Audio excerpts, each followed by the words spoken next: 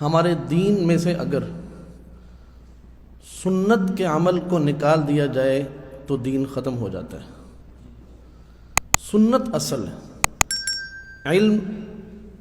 علم پر عمل دونوں چیزیں ہوں، لیکن عمل سنت کے مطابق نہ ہو تو وہ عمل اللہ تعالیٰ کے ہاں مقبول نہیں ہو سکتا۔ مطابق شریعت ہے،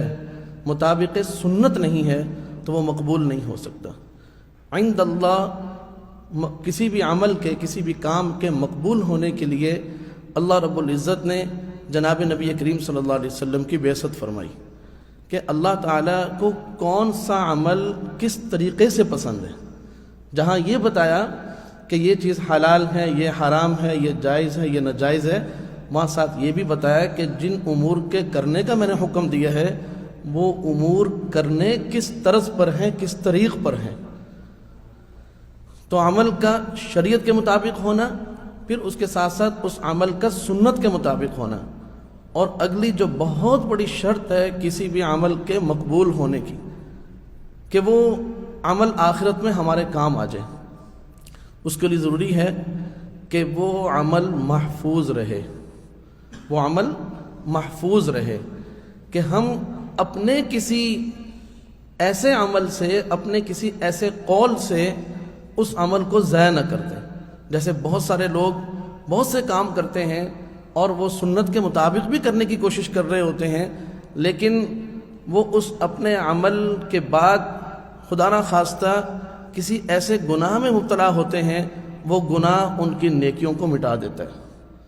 یا وہ خدا نہ خواستہ ایک مرض اور ہے کہ عمل شریعت کے مطابق کیا، سنت کے مطابق کیا، کوئی ایسا گناہ بھی سرزد نہیں کیا کہ جس کی وجہ سے نیکیاں ضائع ہوتی ہوں، لیکن ایک اور مرض جو قلبی مرض ہے،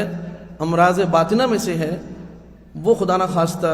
اندر پیدا ہو گیا، اور وہ ہے ریاکاری، کہ اگر اخلاص نہیں تھا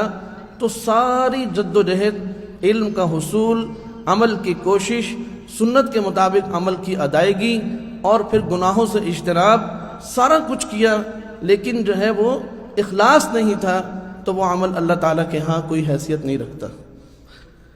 اس لیے میرے دوستو، میرے بزرگوں، میں آج جو بات آپ کے سامنے عرض کرنا چاہتا ہوں وہ یہ ہے کہ ہم علم بھی حاصل کریں، عمل بھی کریں، اور اپنے عمل کا جائزہ بھی لیں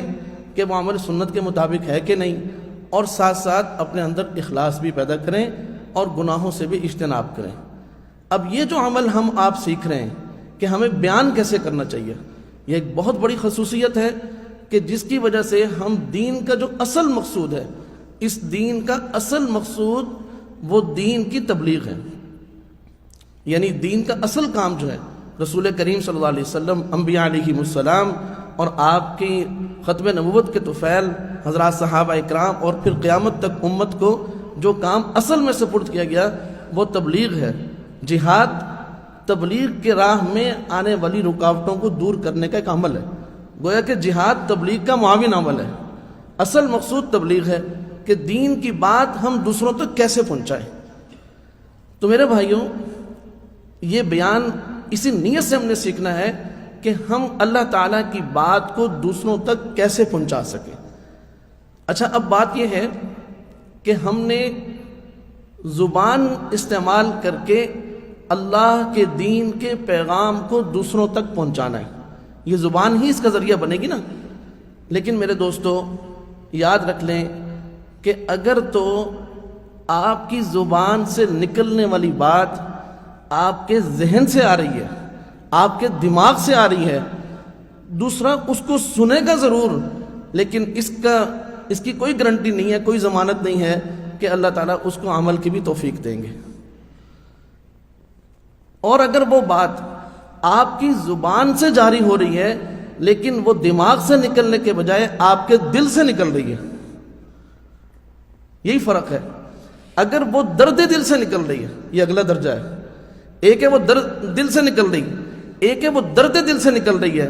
آپ یقین کریں آپ کی سادہ سی بات وہ ان لوگوں پر ایسا اثر کرے گی کہ بڑی سے بڑی تقریر وہ اثر نہیں کر سکتی۔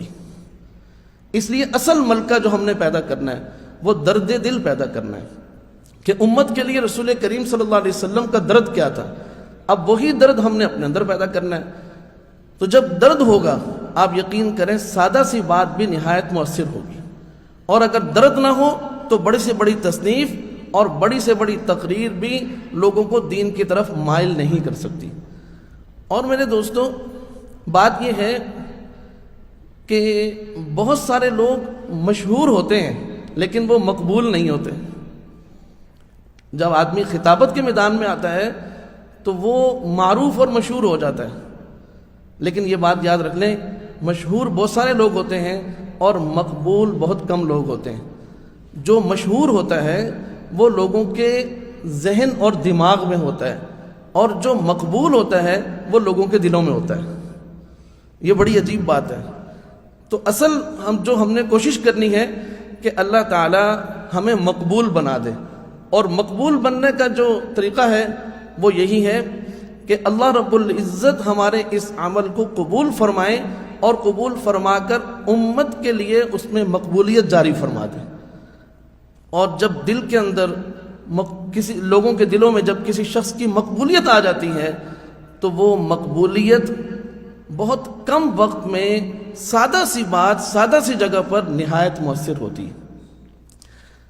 اور آج جو ایک بہت بڑا فقدان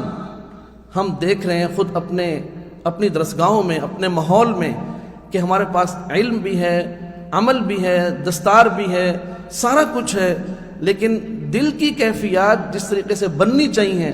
دل کے اندر جو صفات بننی چاہیے اور جو مزاج ہمارے اندر بننا چاہیے، جو صفات نبوت ہمارے اندر پیدا ہونی چاہیے، جو اخلاق نبوت ہمارے اندر پیدا ہونے چاہیے، جو مزاج نبوت ہمارے اندر پیدا ہونے چاہیے، اور جو کمالات ہمارے قلب میں پیدا ہونے چاہیے، آج ان کا نہایت فقدان ہے۔ اس لیے جہاں مدرسے میں علم حاصل کیا جائے، جہاں عمل کی مشق کی جائے، اور اسی طریقے سے اب بیانات سیکھنے کا ماشاءاللہ بہت خوبصورت عمل، اسی طرح تصنیفات کا عمل، ان سب کے ساتھ ساتھ جو چیز ہمیں اور زیادہ اہمیت کے ساتھ حاصل کرنی ہے وہ آج کے دور کے اندر نہایت ضروری ہے، وہ یہ ہے کہ ہم اپنی باطنی خوبیوں کو بھی سمجھیں اور اپنی باطنی خامیوں کو بھی سمجھیں۔ کل جب میں یہاں آیا تو ہمارے ایک فاضل جو بڑے اچھے خطیب بھی ہیں وہ مجھے ملنے کے لیے آئے، حال ہی میں ان کی شادی ہوئی ہے۔ تو جب وہ مجھے ملنے کے لیے آئے تو کہنے لگے کہ استاد جی، ہم آپ کے پاس اتنا عرصہ پڑھتے رہے، بزم میں بیان سیکھتے رہے اور بیانات کرتے رہے، جمعے پڑھاتے رہے، اب میں علاقے میں آیا ہوں کام کرنے کے لیے، مجھے 6 ماہ میں صرف 2 لوگوں نے بلایا۔ تو میں نے کہا بھائی کیوں پریشان ہے؟ کہنے لگے جی کوئی پوچھتا ہی نہیں ہے، کوئی بلاتا ہی نہیں ہے۔ تو میں نے ان سے کہا بھائی بات یہ ہے کہ آپ یہ بتائیں کہ آپ نے اللہ تعالی سے قبولیت مانگی؟ آپ نے صلاحیت تو پیدا کر لی، استعداد تو پیدا کر لی، اس میں کوئی کمی نہیں ہے، ہم خود آپ کی ضمانت دیتے ہیں، لیکن آپ یہ بتائیں کہ آپ نے اللہ تعالیٰ سے قبولیت مانگی ہے؟ کہنے لگے جی وہ تو میں نے نہیں مانگی۔ میں نے کہا بات یہ ہے دین کا کام لیا جاتا ہے، کیا نہیں جاتا۔ دین کا کام اللہ تعالیٰ لیتے ہیں، کسی کے کرنے سے نہیں ہوتا۔ اس لیے آپ اللہ تعالیٰ سے روزانہ یہ دعا مانگیں، اور یہ مقصود کبھی بھی مت بنانا۔ میں اپنے ساتھیوں کو بہت ہی درد دل کے ساتھ یہ درخواست کیا کرتا ہوں، ایک تو یہ کہتا ہوں کہ بھائی پڑھنے کے بعد پڑھانے کی کوشش ضرور کریں، محض تجارت مت کریں اور محض تدریس بھی مت کریں، ملا جلا کام کریں، پڑھیں بھی صحیح اور بعد میں پڑھائیں، اور کوئی نہ کوئی کام بھی ضرور ساتھ کریں، لیکن دین کے کام کو طلاق دے کر کبھی دنیا کے پیچھے نہ لگنا۔ یہ میرا بڑا سخت لفظ ہے کہ آج ہمارے علماء فضلاء وہ باہر نکلتے ہیں 16 سال 20 سال مدرسے کی روٹیاں کھانے کے بعد اور معاونین کے معاونت قبول کرنے کے بعد جب وہ جوان ہوئے اور باہر نکل کر انہوں نے دین کا کام کرنا تھا، اب انہوں نے دین کے کام کو اللہ تعالیٰ معاف فرمائے طلاق دے دی، لات مار دی کہ بھئی اس میں تو ہمارا گزارا ہی نہیں ہوتا۔ میں یہ بات بہت درد دل کے ساتھ کہتا ہوں، اس لیے کہ جو ہمارے فضلاء ہیں جن پر ہم نے اپنی جان لگائی ہے وہ ہماری دنیا بھی ہیں، وہ ہماری قبر بھی ہیں، وہ ہماری آخرت بھی ہیں۔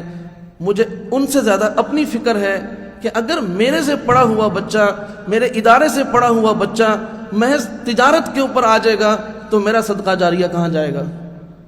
میرا سلسلہ کیسے؟ میں تو بے اولاد ہو گیا۔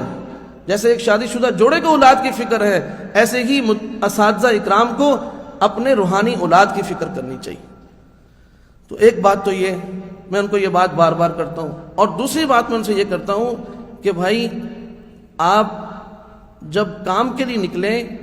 تو اللہ تعالیٰ سے قبولیت مانگیں، اور ساتھ ساتھ آپ کچھ چیزوں کو پیشہ نہ بنائیں۔ اس میں سے ایک بات یہ ہے کہ بھائی خطابت کو پیشہ نہ بنائیں، خطابت کو پیشہ نہ بنائیں، بلکہ جب بھی کہیں بیان کے لیے جانا ہو فوراً اپنی نیت خالص کر لیں کہ میں اللہ تعالیٰ کی رضا کے لیے اللہ تعالیٰ کے دین کے پیغام کو جیسے رسول کریم صلی اللہ علیہ وسلم بیان فرمایا کرتے تھے اسی اسلوب، اسی منہج پر بیان کرنے کی کوشش کروں گا۔ یہ نیت خالص فرما لیں۔ اس میں کبھی ہدیہ کم ملے گا، کبھی زیادہ ملے گا، کبھی کرایہ ملے گا، کبھی جیب خرچی بھی مل جائے گی، بہت کچھ ہوگا، لیکن انشاءاللہ شروع کے 10 سال آپ اپنے آپ کو لگا دیں، کھپا دیں، اللہ وہ وقت لائے گا کہ آپ پیسوں کو دیکھنے سے ویسے ہی بے نیاز ہو جائیں گے۔ ایک بات تو میں یہ کرتا ہوں، اور دوسری بات میں یہ کرتا ہوں کہ بہت سارے ہمارے دوست یہ سوچتے ہیں کہ ہم عملیات اختیار کریں گے اور عملیات کو ہم باقاعدہ کاروبار بنائیں گے۔ یاد رکھ لیں یہ بڑے خطرے کی بات ہے۔ عملیات کا شعبہ ضرور اختیار کریں، لیکن عملیات کو اپنا روزگار مت بنائیں۔ میں خود الحمدللہ مجھے بہت سے مشائخ سے اس سلسلے میں بھی، عملیات کے سلسلے میں بھی اجازت ہے، لیکن میں اس کا ہدیہ نہیں لیتا، اور اگر کوئی دے بھی دے، جیسے بہت ساری چیزیں ایسی ہیں کہ ان کے لیے ہدیہ لینا ضروری ہے، میں لے کر اپنے پاس نہیں رکھتا، میں اس کو صدقہ خیرات کر دیتا ہوں۔ تو میرے دوستو، آپ بھی تھکے ہوئے ہیں اور میں بھی صبح سے مسلسل بیانات میں مصروف ہوں، تو بس یہ بات عرض کرنی ہے کہ ہم اپنی ہر فیلڈ کے اندر، اپنے ہر شعبے کے اندر جو بھی ہم اختیار کریں اس میں ہم سنت کو اختیار کریں، چاہے وہ بیان کا شعبہ ہی کیوں نہ ہو، اور ساتھ ساتھ اپنے اندر امت کے لیے درد دل پیدا کریں، اپنے اندر صفات نبوت، اخلاق نبوت، مزاج نبوت اور عادات نبوت وہ اپنے اندر پیدا کرنے کی کوشش کریں، اپنے عملوں کی ہم حفاظت کریں، اور دین کے کام کے لیے جد و جہد شروع میں اپنا مزاج بنا لیں، جو شروع میں آرام کا مزاج بنا لیتا ہے۔ بلکہ میں یہ کہتا ہوں کہ جو طلبہ اکرام آرام دہ مدارس میں پڑھ کر آتے ہیں، بہت کم میں نے دیکھا اللہ تعالیٰ ان سے دین کا کام لے۔ حضرت والد صاحب رحمۃ اللہ علیہ فرمایا کرتے تھے کہ بھئی مشقت میں تعلیم حاصل کرو، اور انشاءاللہ جب تمہیں سادگی، جب تدریس کے زمانے میں پڑھانے کی جگہ ملے گی تو سادہ جگہ میں بھی تم پڑھانے کو اختیار کر لو گے، اور اگر بڑے بڑے مدارس اور بڑی بڑی بلڈنگوں میں سہولیات کے ساتھ پڑھ کر آؤ گے تو پھر کبھی بھی تم سادہ جگہ میں اور چھوٹی جگہ میں دین کے کام کو کرنے کی ترجیح نہیں دو گے۔ اللہ تعالی ہم سب کو ان باتوں کے سمجھنے اور ان پر عمل کرنے کی توفیق عطا فرمائے۔ وآخر دعوانا ان الحمدللہ رب العالمین۔ نفس إن لم تظفري لا تجزعي وإلى